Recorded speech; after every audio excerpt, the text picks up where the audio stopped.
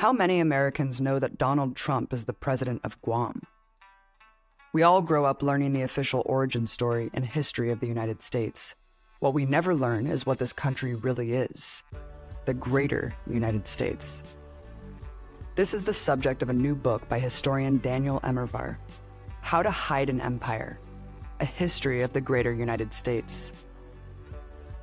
At a time when reckoning with our history is more urgent than ever, Professor Immerwahr lays out, through years of research, the true size of the American empire, how it acquired other nations and hundreds of islands as territories it still controls today, and how whiteness drew the borders of all 50 states. As the title reflects, this reality is completely hidden to those of us living on the mainland, and whatever the empire once hidden should always be brought to light. So when we first started Empire Files a couple of years ago, we were hesitant to use the word empire because it wasn't really in the mainstream lexicon at the time. And that's why it's so incredible to see your book come out, How to Hide an Empire, Daniel. Through all your extensive research, why don't we start off by talking about what makes you quantify the U.S. as an empire? So there are a couple things that we can mean when we say empire. Empire is often used as a pejorative, and I think that's why it becomes such a contentious term. To say that the United States is an empire is to disapprove of it. But empire is also a technical term. Empire is a way of referring to polities that have colonies and outposts. And in that technical sense, the United States has unambiguously been an empire. It's had overseas territories. In fact, it still has overseas territories today, and it has some 800 military bases that it has secure access to. So in that sense, just in the mere territorial sense, it's pretty indisputable. The United States is an empire. Absolutely. And you talk about two different maps of the United States, the logo map, which I love, and the map of the greater United States. Can you explain this difference? Yeah, so I think when you ask most people in the United States to call to mind what they think that country looks like, they usually imagine the familiar shape. You can probably call it to mind yourself. It's the contiguous blob. Canada's on the north, Mexico's in the south. There are oceans on either side. And the thing is that that familiar mental map corresponds accurately to the borders of the country for 3 years. So there are 3 years of U.S. history where that's actually what the country looks like.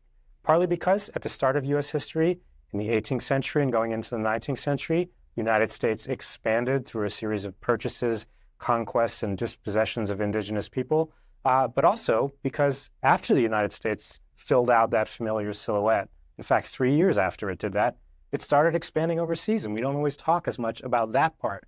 It started claiming uninhabited territory islands in the Pacific and the Caribbean. It claimed inhabited Alaska. In 1867, by the end of the 19th century, the United States had a really large and populous overseas empire. It had colonies. And all of these territories don't really make up that much space, Daniel. Why are they so important to understand the true history of the United States?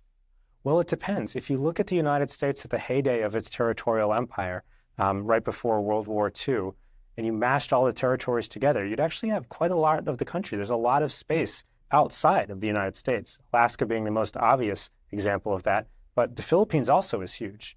And I think it might be tempting to sort of round all those islands and military bases down to zero.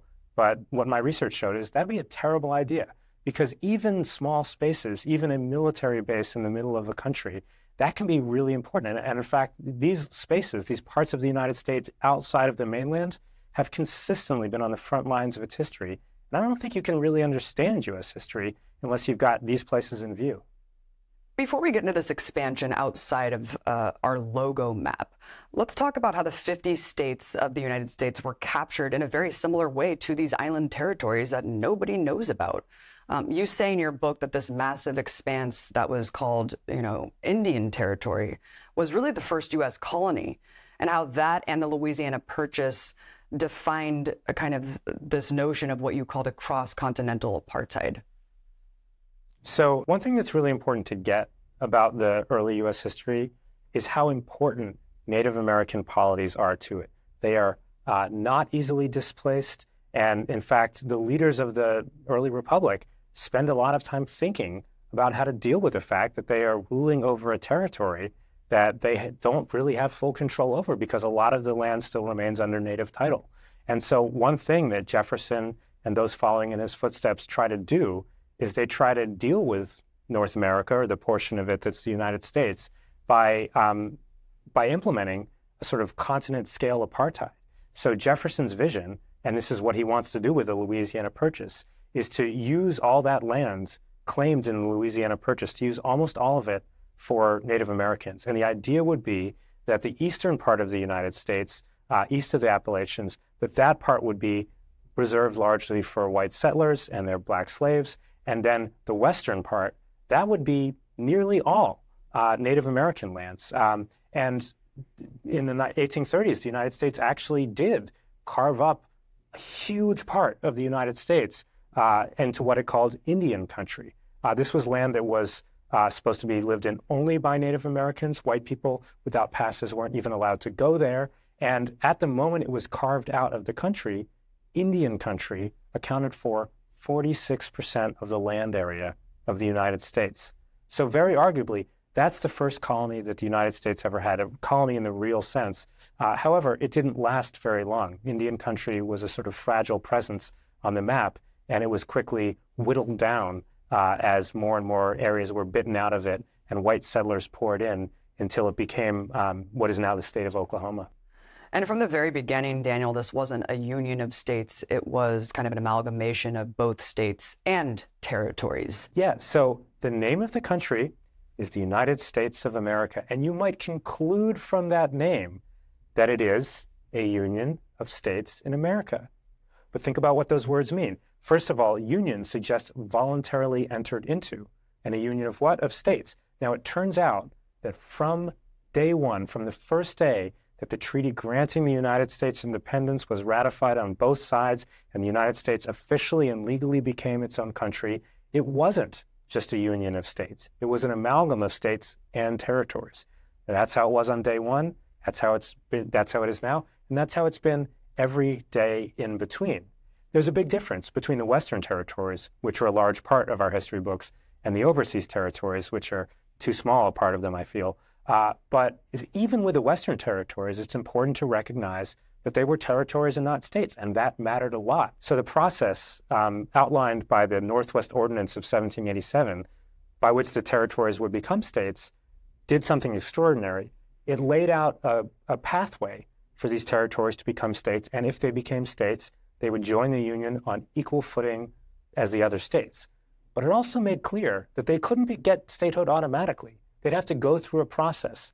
And when they started out, they would be under the sole jurisdiction of an appointed governor, basically a colonial governor, and some territorial judges. And this very small cadre of men, ruled the territories like despots. I mean, there's no automatic law that people in a territory get to become a state. In order to become a state, they have to win the approval of the existing states. And there's a long history of states refusing to allow territories to become states, even when they have a population that would seem to qualify them for that. One of the most fascinating takeaways from this book, Daniel, is kind of the predication of, white nationalism and whiteness that defined states and gave the qualifications to elevate those statuses to states. Expand more on that. Yeah, so it's really important to recognize that white supremacy, or the rule or domination by whites, has been a really important force in U.S. history, but it hasn't just shaped lives within the United States. It's also given shape to the United States. It's decided what parts of the country become states, and it's also decided where the borders go. The prevailing logic was a logic of, do these states have a large enough white population? That's what's written into the laws that govern it, and that was the operative logic. And the reason that some territories linger in territorial status for a very long time, for example, Oklahoma, there's more than a century between the time that the majority of Oklahoma is annexed when Oklahoma becomes a state. And the reason for that is pretty transparent. The people who live in Oklahoma are, for most of this history, by and large, Native Americans. And Congress is unwilling and uninterested in admitting a state that is dominated by Native Americans. So we only have 50 states because white people decided to colonize them the most. I mean, Right. So, no, that's really true. The history of the statehood is the history of white settlement and the history of Congress ratifying that these areas, these territories, have enough white settlement and have enough white control to be states. wow, that's extremely fascinating. I mean, it's just so interesting that these states were just as captured and conquered as these other entities, but there was just enough white people to kind of validate them in that kind of cohesive logo structure that we know today. Yeah, no, it's really easy to sort of tell a sunny story about the continental expansion of the United States, and that sunny story is about, well, this is just a republic that's full of states and it wants to make more states. And doing that, you often paper over what's involved in conquering or purchasing land, inhabited land that has French people, Spaniards, free blacks, and a lot of Native Americans on it, and then figuring out a way within the political frame of the United States to turn that land into something that fits into the political system, that fits as a state. And the magic dust that you kind of spread all over these territories in order to make them do that, that's white control. Your book is broken down in a couple parts, Daniel. First, there's the colonial westward expansion, and then there's the offshore territorial expansion. I wanted to see if you could briefly expand on these two phases. Yeah, so I think there's a big difference. When the United States is claiming contiguous territory, the dominant logic is that it will claim territory, ideally territory that is lightly populated enough that it can swamp those lands with white settlers. And the white population growth, the Anglo population growth in the United States is so prodigious that it's actually not that hard for the United States to take lands that have some population on them, but nevertheless send in so many white settlers that they quickly dominate the territory. And that's the logic that governs the United States throughout its 19th century history. But it looks a little different when the United States expands overseas, particularly when the United States in 1898 enters a war that Spain is already fighting with Spain's colonial subjects. Spain is in a kind of empire-wide crisis. The United States comes into that war on the side of the rebels, but then at the end of the war, it takes from Spain Puerto Rico, it takes Guam, and it takes the Philippines, as well as occupying Cuba.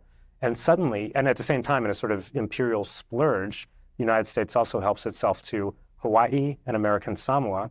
And, within just a matter of years, the United States suddenly has a large, populated overseas empire that it is hard to imagine that all the locals will be displaced by white settlers.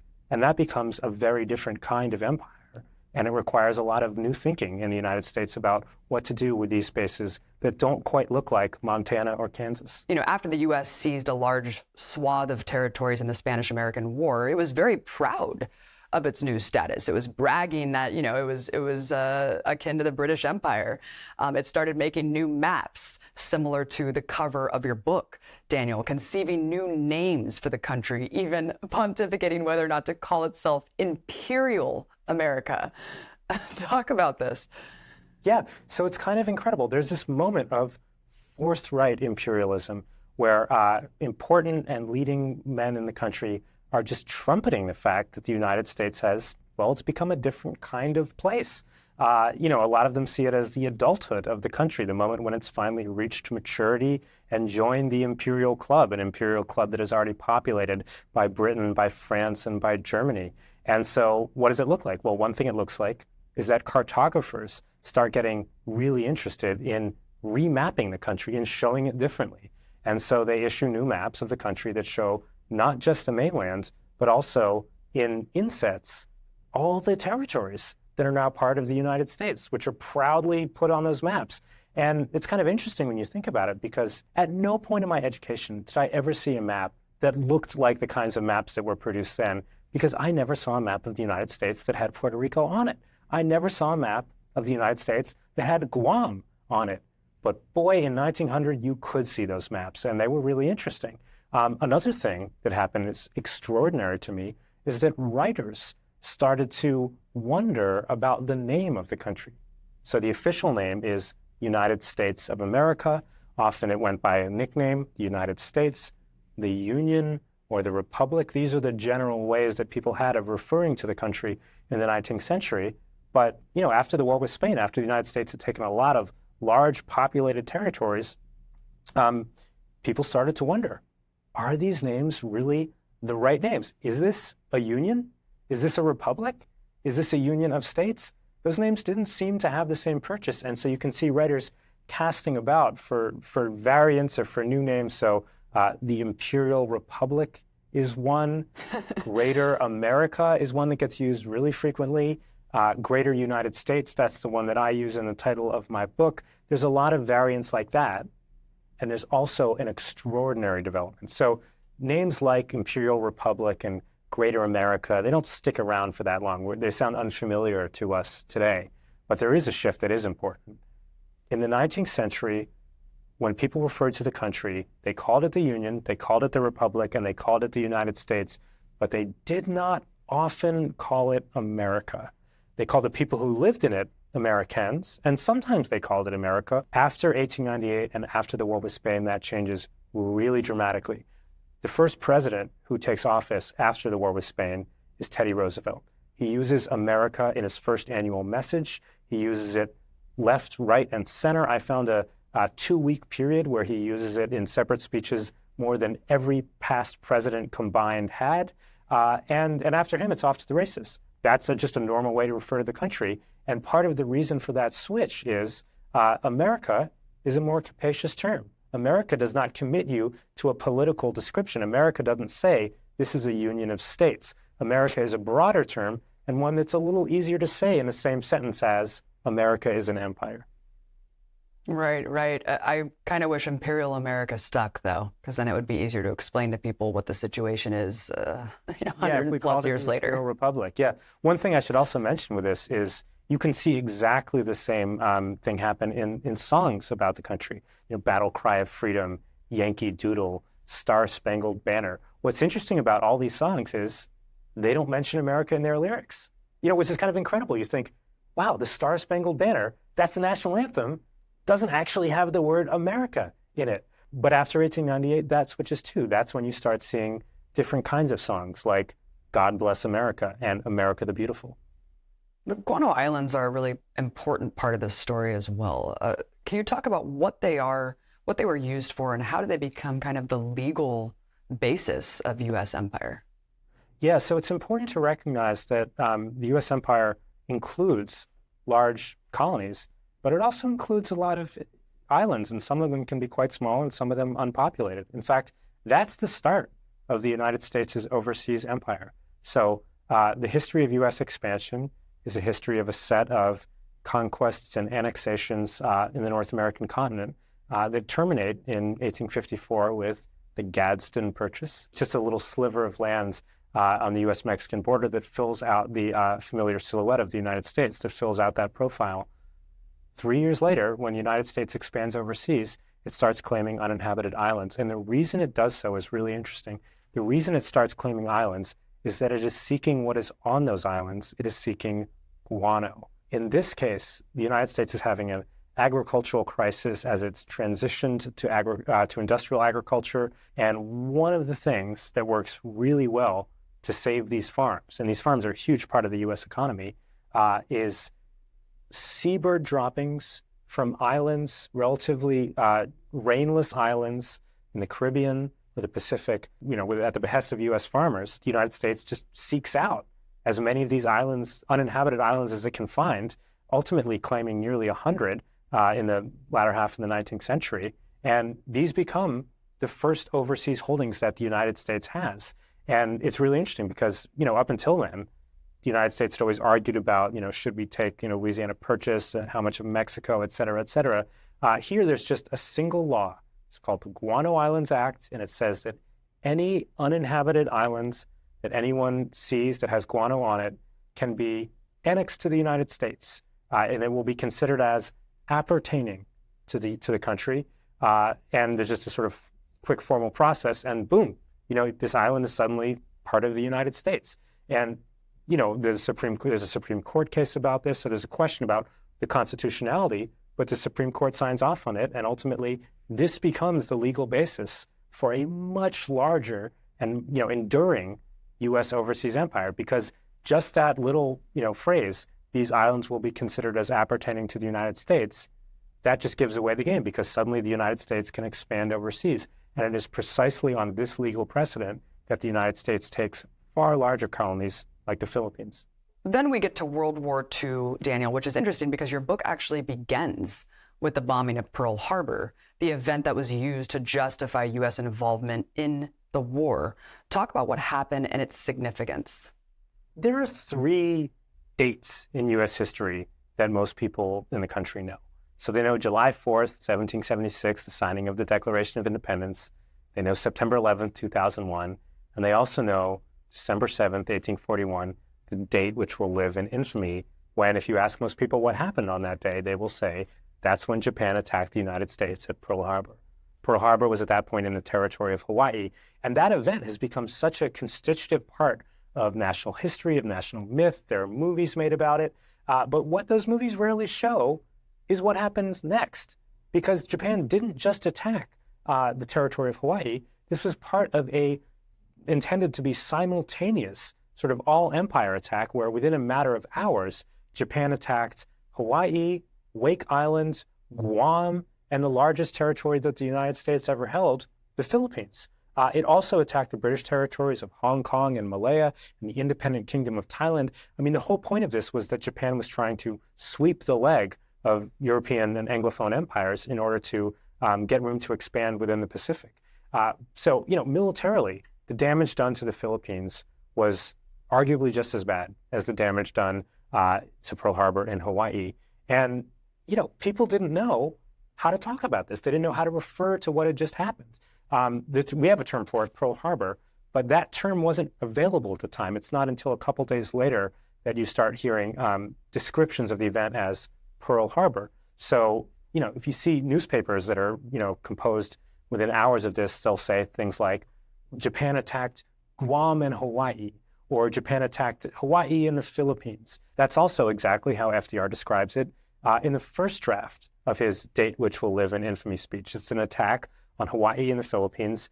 And then he changes his description of the main target. So this event is no longer narrated as an attack on these 2 large colonies, Hawaii and the Philippines. It's now an attack on the territory of Hawaii specifically. And now you have this question, why? Why did FDR change how he was narrating the target of the attack? He still mentioned the Philippines, but nevertheless, FDR clearly focused the attention of his audience on Hawaii. Even Hawaii was a little wobbly. It's a territory like the Philippines and Guam, but it has a larger white population. And that made it easier for people in the United States to imagine it as part of the United States. But Fortune magazine did a survey in 1940 asking its readers, would they support a defense of Hawaii? And its readers, barely a majority of them said yes. So you can see that FDR not only doesn't want to test his audience with the Philippines, but is even worried about Hawaii too. The last edit he makes to the speech, between the last paper draft that we have and the spoken version that he delivered, he makes a final edit, and he inserts the word American before his description of the target. So that Japan didn't attack the island of Oahu, it attacked the American island of Oahu. And FDR, you can see him just sort of pushing that a little bit, just trying to round Hawaii up to American in the eyes of his audience so that he can deliver a clear story. The Empire of Japan attacked the United States of America, and it's time for war. On this show, we often reference the U.S. dropping the nuclear bombs on Japan as kind of a really important moment for the U.S. empire to assert itself as the world power, kind of installing a new world order, as you can say. But at the same time, your book explains that the U.S. was kind of distancing itself from its colonial territories. The Philippines had gained independence, Alaska, Hawaii became states. Why shed power at the same time it had gained so much? Yeah, so it's really interesting what the United States does, because up until largely World War II, the pattern had been when countries get more powerful, they get larger. They just seize more territory. That's what the British Empire had done. That's what its predecessors had done. And the United States, at the end of World War II, is kind of in an extraordinary position. It has atomic bombs. No one else has them. It has extraordinarily strong military. It has a system of bases that extend all over the planet. And it also has claims, either as colonies or more largely as occupied territories, quite a lot of people. So if you actually look at all of the lands that the United States has outside of the mainland, all of the places over which it exerts jurisdiction, all the places where the Stars and Stripes flies, you see that actually the United States controls more people outside of the states than in. There's a larger population beyond the mainland than there is in the mainland. There's a larger population outside of the states than in the states. And so that raises a really interesting question. Why didn't the United States double down? Why didn't it start going on an imperial shopping spree, doing what Britain would have done in the 19th century? And I think there are two answers to that question. One answer is anti-imperial resistance. Colonized people throughout the 19th century and into the 20th century have been gathering force, organizing, and after World War II, getting armed. They drove the cost of colonialism up. It was harder to take colonies, especially new colonies, after 1945 than it had been in, say, 1850. And there's another part of the story, too. At the same time, the United States had gotten really good in World War II at what I call empire-killing technologies, ways of projecting force across borders, projecting influence across borders, rather than by trying to claim influence by extending borders, i.e., by taking new territory. And so those empire-killing technologies drove the demand for colonies down.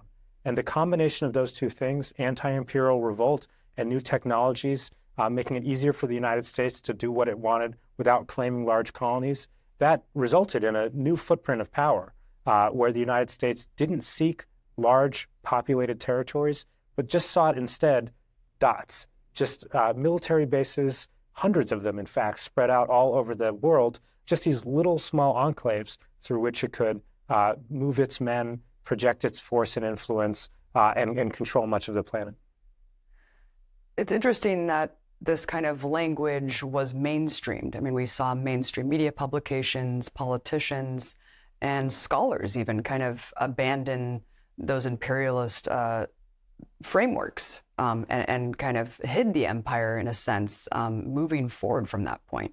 Yeah, that's right. And one thing that's really interesting about the United States after 1945 as compared to right after 1900 is how little open talk there is about the colonies that the United States still has. The Philippines becomes independent pretty quickly after that, but Hawaii and Alaska, it's not until 1959 that they become states. And the United States still has, as territories, Guam, it still has Puerto Rico, it still has the U.S. Virgin Islands, it still has American Samoa, it now has the Commonwealth of the Northern Mariana Islands. But it's really hard to find a lot of forthright discussion of these places on the mainland, and far less so than in 1900, when the overseas parts of the United States were places to be openly celebrated. U.S. rule over these territories today may be hidden to us on the mainland, but it's not hidden to the peoples living there, Daniel. They live under U.S. rule every day. What rights and political power do the people living in these territories have? Yeah, so that's a really important point to make.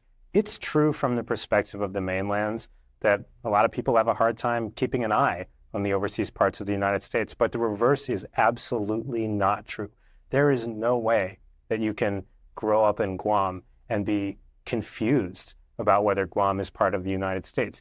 You see the Stars and Stripes flying. That's the flag of the country. The President of the United States is the President of your country because you are part of the United States. The bills, the money, all of that, attests to U.S. sovereignty. And yet, despite the fact that these places are unambiguously part of the United States, I mean, look, U.S. Virgin Islands, American Samoa, it's in the actual names.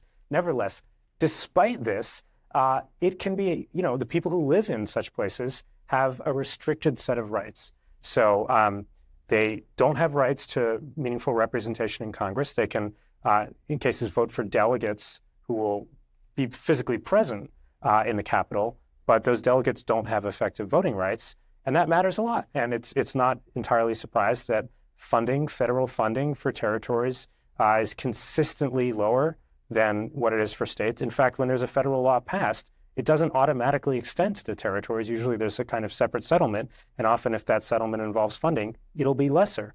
And it's not entirely a shock once you think about that, that every territory is economically has an average income that is below every state in the Union. Congress and Congress alone gets to decide becomes a state. And Congress has, been fairly uninterested over the last 100 years of admitting places like the U.S. Virgin Islands, Guam, American Samoa, Puerto Rico to statehood. But why has Congress been uninterested? Well, I think it has a lot to do with the fact that folks from the territories are disenfranchised or subordinated by every branch of government. So it's not just that if you're not a state, for example, if you're Puerto Rico, you don't have delegates in Congress who can effectively vote in Congress. It also means that if you're in Puerto Rico, you can't vote for the U.S. president as long as you're in Puerto Rico. And also, according to the Supreme Court, the Constitution also doesn't fully extend to the overseas territories of the United States. So it's actually fairly hard for people who are living in the inhabited territories to get a full voice and to get the kind of political momentum, I think, that would be required to change the shape of the United States. So yeah, you're right. There is not a lot that people in the territories, at least on paper, are able to do. And that's possibly one reason why there has been, in the history of U.S. empire, a history of, among other things, armed insurrection. So U.S.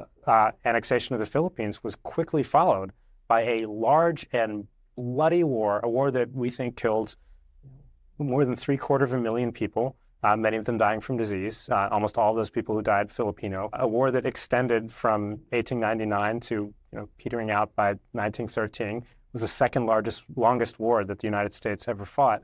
That was a really serious war, and Filipinos couldn't just vote and decide they wanted independence. If they wanted independence, the only way they really had to get it was to fight for it.